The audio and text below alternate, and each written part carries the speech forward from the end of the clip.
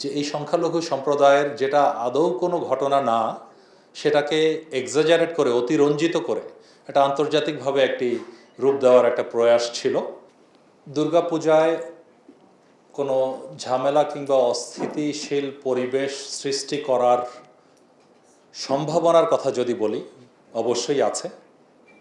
আপনারা এই পরিস্থিতিতে আমাদের, যে আবারও বলছি আমি, ছাত্র জনতার এই গণ অভ্যুত্থান অনেক স্যাক্রিফাইসের মধ্য দিয়ে যে অপার সম্ভাবনার দ্বার খুলে দিয়েছে, সেটাকে অস্থিতিশীল করার জন্য বা নস্যাৎ করার জন্য বিভিন্ন চক্র কাজ করছে। তারা স্যাবোটাজ অ্যাক্টিভিটি বলি, আপনারা এর মধ্যেই দেখতে পেয়েছেন।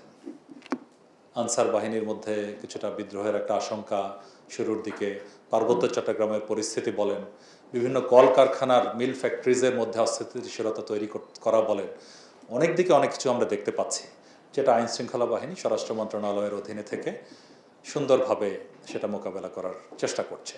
তো একইভাবে আপনারা প্রথম এই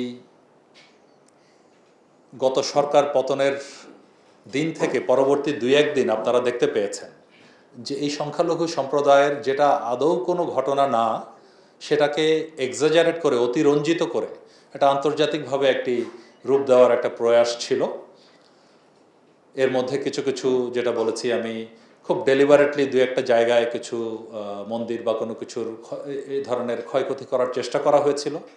বিশেষ করে লালমনিরহাট এবং ঠাকুরগাঁও এলাকার সীমান্তে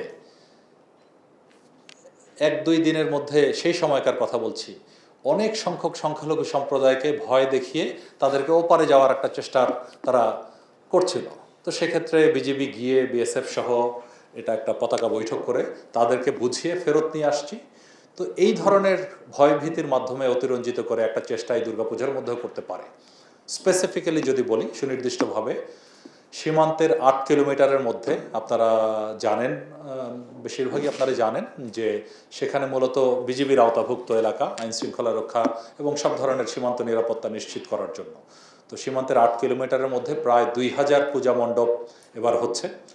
প্রতিটি পূজা মণ্ডপ আমাদের বিজিবি বাহিনীর সদস্যরা, যেটাকে আমরা বলি রেকি করা বলি, ফিজিক্যালি গিয়ে পূজা কমিটির সবার সাথে যোগাযোগ করা, এলাকাবাসীর সাথে যোগাযোগ করা এবং অনেক জায়গাতেই মত বিনিময় সভার মাধ্যমে যাতে কোনো ধরনের বিশৃঙ্খল পরিবেশ সৃষ্টি না হতে পারে সেই বিষয়ে অলরেডি যোগাযোগ করা হয়েছে। এবং আমরা সকল আমাদের বিওপি থেকে এবং যে যে পূজা মণ্ডপগুলো বিওপি থেকে দূরে আছে সেগুলোতে বেস ক্যাম্প স্থাপন করছি। তার মাধ্যমে আমরা সেই পূজা মণ্ডপসমূহের নিরাপত্তা নিশ্চিত করার জন্য আমরা প্রচেষ্টা করছি এবং ইনশাআল্লাহ কোনো ধরনের বিশৃঙ্খলা ছাড়াই আমরা বদ্ধপরিকর যাতে এই আমাদের সংখ্যালঘু সম্প্রদায় সুন্দরভাবে তাদের এই সর্ববৃহৎ যে দুর্গাপূজা সেটা উদযাপন করতে পারে।